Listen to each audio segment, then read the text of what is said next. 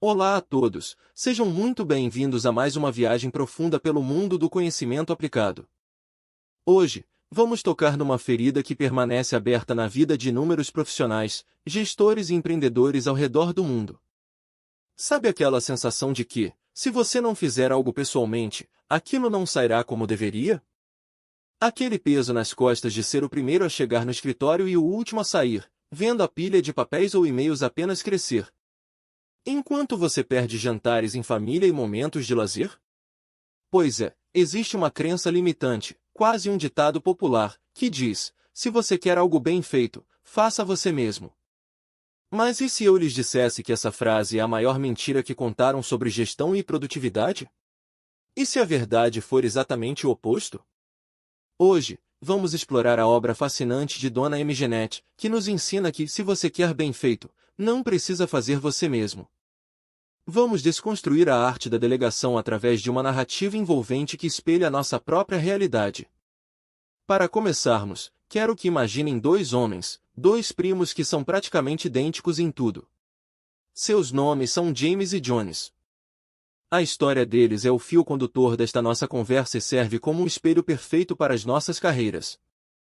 James e Jones nasceram no mesmo dia, cresceram na mesma cidade, estudaram nas mesmas escolas e até se casaram com irmãs gêmeas. A trajetória deles foi paralela até o momento em que ambos foram promovidos a cargos de gerência em seus respectivos departamentos. Foi nesse ponto, nesse exato momento de ascensão profissional, que os caminhos, antes idênticos, bifurcaram drasticamente em termos de qualidade de vida e resultados. Vamos olhar primeiro para James. Talvez você se identifique com ele. James é aquele gestor que está constantemente correndo contra o relógio. O dia dele parece ter menos horas do que o necessário. Ele pula o café da manhã, almoça na mesa de trabalho rodeado de relatórios, invariavelmente, leva trabalho para casa. A sua equipe, por outro lado, parece desmotivada, sempre à espera de ordens, sem iniciativa. James vive estressado, sua saúde está deteriorando e sua família reclama constantemente de sua ausência, mesmo quando ele está fisicamente presente. Pois sua mente continua presa nos problemas do escritório. Ele acredita piamente que é o único capaz de realizar as tarefas com a perfeição exigida, e por isso, centraliza tudo. Ele é o gargalo da própria operação. Agora, vamos observar Jones. Jones, surpreendentemente, sai do escritório às 5 da tarde. Ele joga golfe, tem tempo para ler, participa ativamente da vida dos filhos, e o mais irritante para James, a equipe de Jones bate todas as metas. O clima no departamento é leve e os resultados são excepcionais. Jones não parece cansado, ele parece realizado. A grande questão que nos guia hoje é: qual é o segredo de Jones? O que ele sabe que James ignora? A resposta não está em trabalhar mais, mas em trabalhar de forma mais inteligente através da delegação. Jones descobriu que o papel de um líder não é ser o melhor executor, mas sim o melhor facilitador para que outros executem. A virada de chave acontece quando James, à beira de um colapso, decide engolir o orgulho e pedir conselhos ao primo. E é aqui que entramos no coração do método. Uma jornada de aprendizado que Jones compartilha e que se baseia em 6 passos fundamentais e 2 conceitos cruciais. Jones não nasceu sabendo delegar, ele aprendeu através de erros dolorosos, erros que ele compartilha com James para que este não precise repeti-los. O primeiro grande ensinamento surge de uma história sobre uma funcionária chamada Jennifer.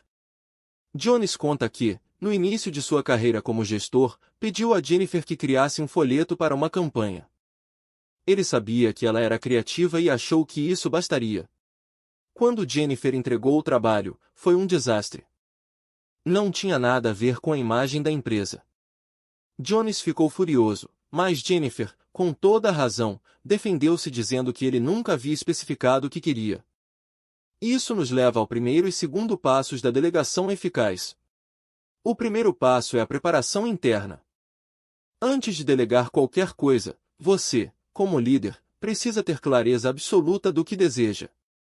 Parece óbvio, mas quantas vezes pedimos algo vago como "cuide disso para mim" e esperamos um resultado específico? Jones ensina que precisamos definir o objetivo, o prazo e os recursos antes de falar com o colaborador. E isso nos leva ao segundo passo, que é a comunicação precisa. Jones explicou a James que não basta apenas falar, é preciso garantir a compreensão.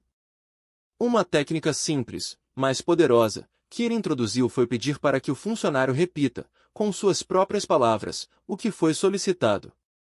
Isso não é tratar o outro como criança, é garantir o alinhamento. Quantos erros e retrabalhos seriam evitados se tivéssemos a certeza de que a outra pessoa visualizou o mesmo resultado final que nós? Continuando nessa linha de raciocínio, James começou a aplicar esses conceitos. Ele começou a preparar suas solicitações e a pedir o feedback imediato da compreensão. As coisas melhoraram, mas logo surgiu outro problema. Ele delegou um projeto importante a um funcionário chamado Jason. Jason entendeu a tarefa, mas entregou o trabalho dias depois do que James precisava. O projeto estava perfeito, mas inútil devido ao atraso. James, frustrado, voltou a procurar Jones. O primo sorriu e explicou o terceiro passo crítico: estabelecer prazos claros. O mais rápido possível não é um prazo. Semana que vem é vago. Prazos precisam de data e hora. Quando não definimos o quando, deixamos a priorização à mercê da interpretação alheia, que raramente coincide com a nossa urgência. James percebeu que, ao omitir o prazo, ele estava, na verdade, sabotando o sucesso de sua própria equipe. À medida que James ia implementando essas mudanças, ele sentia o peso saindo de seus ombros. No entanto, a jornada da delegação é cheia de nuances. O próximo obstáculo surgiu com um funcionário proativo chamado Josh. James delegou um projeto complexo, definiu o que queria e o prazo. Josh, querendo mostrar serviço, tomou decisões que impactaram o orçamento e a reputação do departamento sem consultar James. O resultado foi uma confusão que James teve que consertar pessoalmente. Desolado, ele questionou Jones: eu fiz tudo certo, defini a tarefa, o prazo, verifiquei o entendimento. Por que deu errado? Foi então que Jones introduziu um dos conceitos mais sofisticados e vitais deste livro, a definição dos níveis de autoridade. Este é o quarto passo. Não basta dizer o que fazer e quando, é preciso definir até onde a pessoa pode ir sozinha. Jones explicou que existem basicamente 3 níveis de autoridade que devem ser comunicados explicitamente. O primeiro nível é a autoridade para recomendar. Neste nível, o funcionário pesquisa, analisa e traz as opções, mas a decisão final é do gestor. É ideal para quem está começando ou para tarefas de alto risco. O segundo nível é a autoridade para informar e iniciar. Aqui, o funcionário escolhe a melhor ação e informa o gestor antes de agir, para que o gestor possa vetar se necessário. Mas a iniciativa já é do colaborador. E, finalmente, o terceiro nível é a autoridade para agir. É a delegação total: faça o que precisa ser feito e me avise quando estiver pronto. O erro de James com Josh foi não ter especificado que Josh estava no nível 1 ou 2, Josh assumiu que estava no nível 3. Essa clareza evita tanto a microgestão quanto a anarquia. Neste ponto da nossa narrativa, é interessante notar a transformação psicológica de James. Ele começa a ver a delegação não como uma perda de controle, mas como uma ferramenta de empoderamento. Ele percebe que ao não delegar corretamente, ele estava roubando de sua equipe a oportunidade de crescer, de aprender e de sentir orgulho de suas conquistas. Mas ainda faltavam peças nesse quebra-cabeça. James notou que, em projetos longos, ele ainda ficava ansioso, sem saber se as coisas estavam caminhando bem até o dia da entrega final. Isso nos traz ao quinto passo, o estabelecimento de pontos de controle.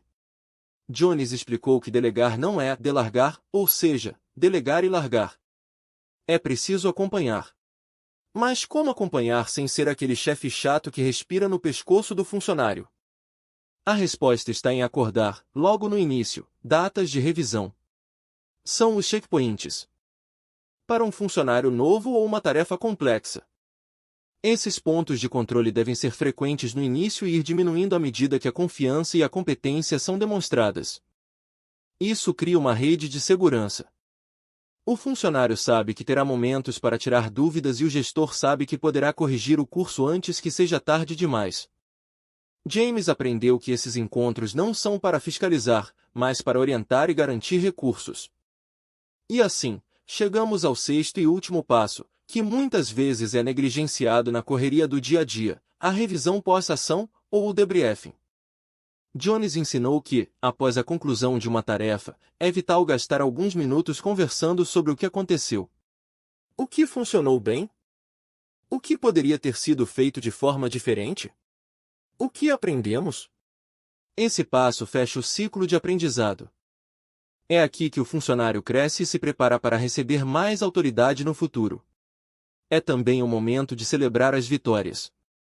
James percebeu que raramente elogiava ou dava feedback construtivo, ele apenas passava para a próxima crise.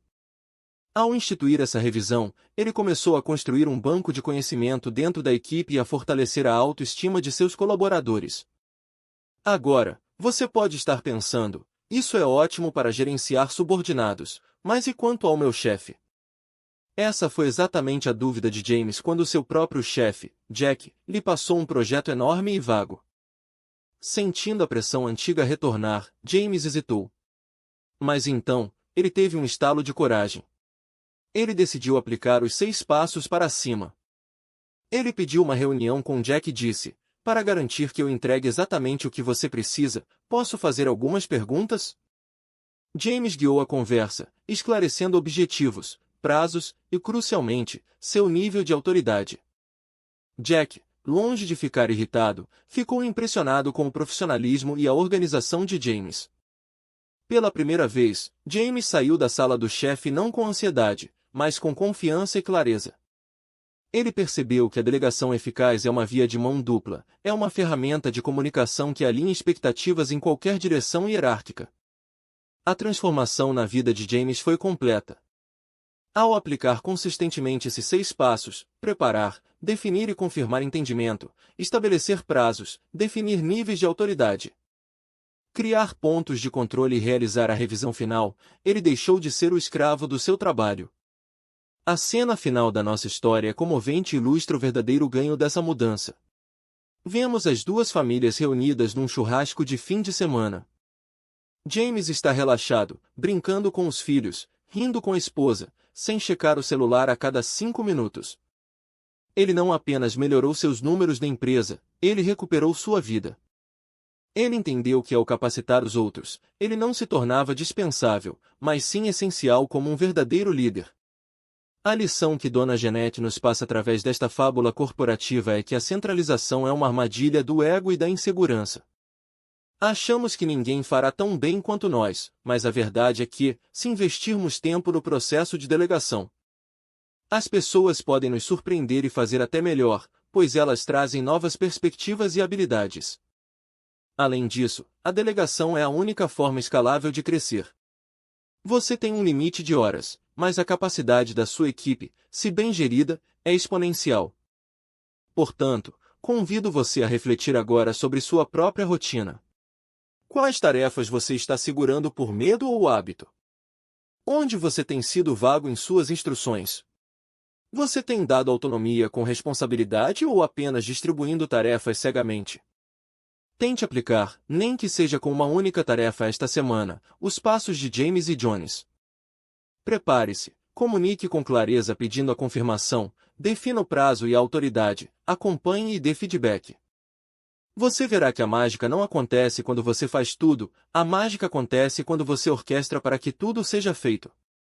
Lembre-se, o objetivo final não é apenas a produtividade empresarial, é a qualidade de vida humana. É ter tempo para o que realmente importa, sabendo que o trabalho está em boas mãos. A verdadeira competência de um líder se mede pelo que a equipe consegue realizar na sua ausência. Espero que a história de James e Jones inspire você a soltar as amarras da centralização e abraçar a liberdade da delegação eficaz. Muito obrigado por nos acompanhar até aqui, e até o próximo episódio, onde continuaremos a desvendar os segredos para uma vida profissional e pessoal mais plena.